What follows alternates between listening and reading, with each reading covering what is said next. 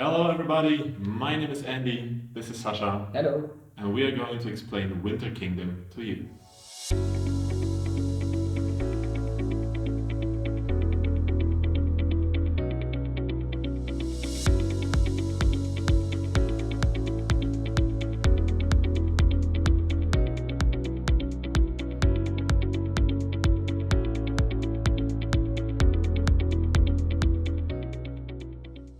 Winter Kingdom is a game played from 2 to 4 players and it's suitable for players 8 years and older. A casual game will take about 60 minutes to play. For those of you who know the original Kingdom Builder, this is played with the same mechanic, but has a little bit more twist. Well, let's jump right into the game. At Winter Kingdom we want to expand our kingdom and we want to get as many victory points as we can get. So each game you will draw 3 cards, Winter Kingdom cards, which determines the conditions of getting victory points at the end of the game. You also draw an economy card, which is on which you can see how you get money, because with money we can expand our kingdom even faster. In this case we will get 1 coin for each own house we build adjacent to a village. And I will tell you the victory point condition at the end of the game. So what do we have here to expand our kingdoms? You see, we have seven different hexes which show us the terrains of our Winter Kingdom Wonderland we have here. And every player has his own houses. You see here in yellow, Sasha has the blue one this time. Every player has 2 action cards in front of him or her at the beginning of the game. We have 5 of these action cards randomly drawn at the beginning on our hand. And we have our terrain card with which we will start into the game in a turn. Sasha will tell you in a second. Before I will tell you which terrains we have here. So there are 7 different kinds we are allowed to build on. This is the forest, the grassland, the tundra, the fell field, the flower field, the snowscape, and the ice. These are 7 different terrains we are allowed to build on, but there are only 6 different terrain cards, because there are no ice cards, which I have to correct. This is not the ice, I'm sorry. This is the ice, or are the ice fields. This is a tunnel, which we will come later to. And so this is the ice, which is not shown on terrain cards, but with special actions you will be able to build there. And there are 3 other terrains, like the tunnels, the villages, the castles, and the mountains you are not able to build on. So with all this stuff we have, before the game starts, the starting player in a 2-player game like this, the starting player will get 1 coin, he already has, and I, as the second player, or me, will gain 2 money. And with these conditions, both players draw a terrain card hidden from the others. We can watch here to show if we are on our turn on what terrain we have to build on. Alright, I'm a starting player, that's why I get this marker. And I draw a flower field. So, in my turn, I have to start with my actions. There's always a mandatory action which I have to do, and there are some extra actions. Every player starts with tunnels. I'll explain it later. And also we are going to get one of our 5 cards each turn, and then we get more actions the longer the game lasts. So in this case I would start with my mandatory action on the flower field. Remember, we get 1 coin for every house we build adjacent to a village. So maybe I start with building my houses next to this village. So there's a very important rule. The first house I build is going to be free, so I can go everywhere I like to. And after I place the first one, I have to build adjacent, always. So in this case, my next house has to be on this field, and my third one has to be on this or on this field. So in this case, I decide to go here. Afterwards, I'm going to earn money. 1 money for each own build adjacent to a village, so I get 2 monies, coins.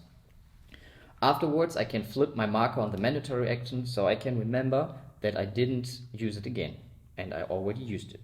Afterwards, I can use the tunnels, so I flip this one as well, and the tunnels means I can just use the house next to a tunnel and place it anywhere to another tunnel. So maybe I just go here. Afterwards, I can look at my action cards I got in my hand and I can buy one of them. So in this case, I maybe go for the caravan, and afterwards I have to pay it. And there are 2 actions on the caravan. The first one is the one with I have to pay if I activate the card. So in this case, I have to pay 1, which is shown on the left top corner. And now I'm able to put my action marker on top of it, so everybody knows I got this card and I'm only allowed to use the top action.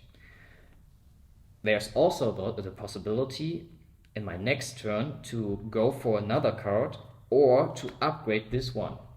If I want to upgrade this, I have to pay the price which is shown on the left bottom corner.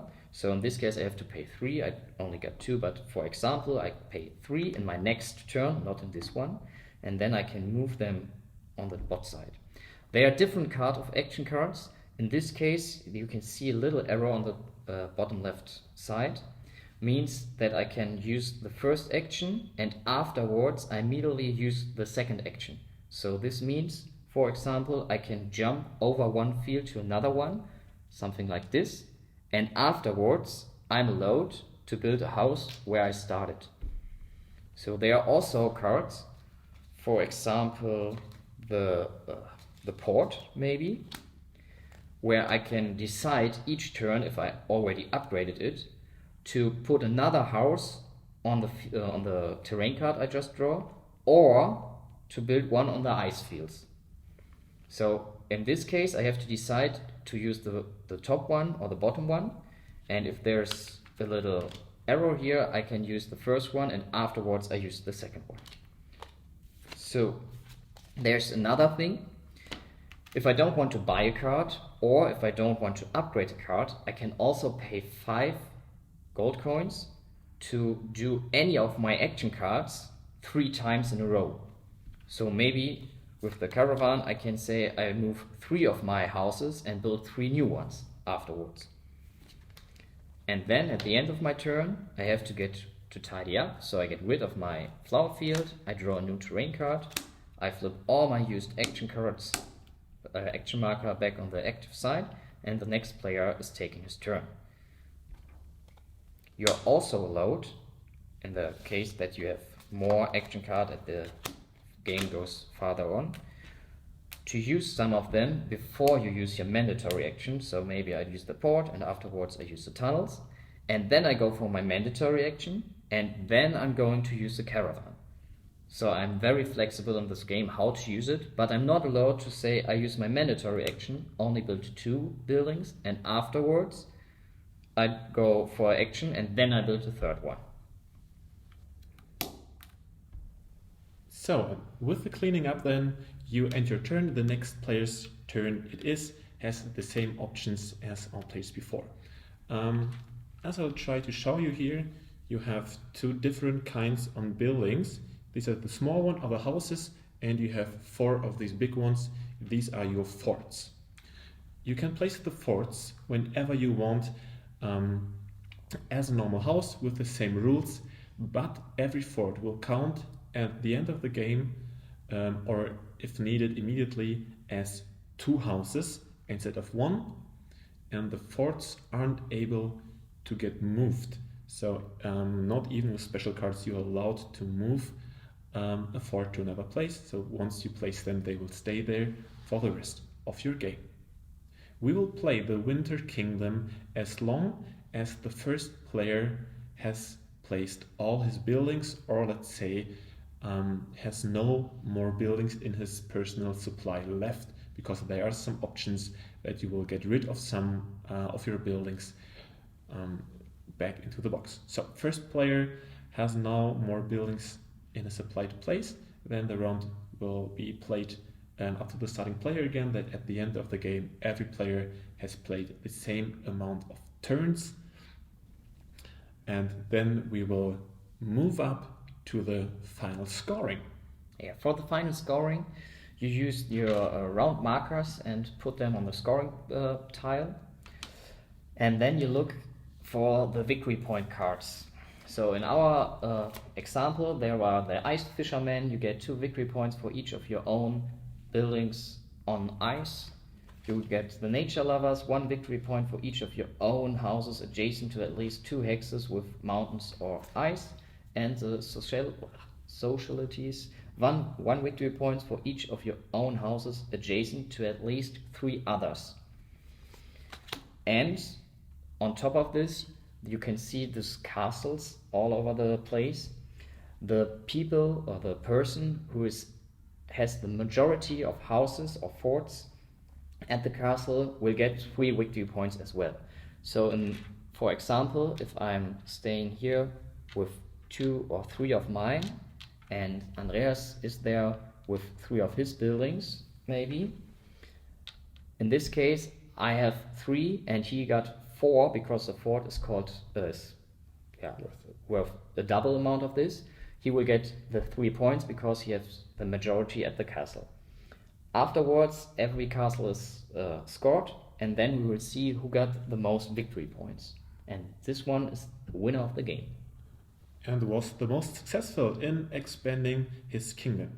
As you may have recognized, every game here has the possibility to be very individual, because all these 7 hexes you can build up together at the start of every game completely randomly, or if the way you want to. There are an amount of victory point cards, the action cards. And if this is still not enough for you, you have the twisting cards I mentioned at the start of the video. And for example, I will show you one. The twisted cards will be drawn at the beginning of the game and counts as long as the game lasts. This one is telling us all terrain boards are not connected. So means Sasha told us that one building rule is that we have to build adjacent to other buildings we already have. Means in this case, if these buildings from the blue player are placed here and it's again his turn, he will draw another forest card. These tiles here, because it's another terrain hex, are not adjacent, so he's not allowed to build here, but here. And all these individual things you can take for yourself to improve your tactic further and further. With that being said, that's all. We hope you enjoyed watching us and have fun playing the game.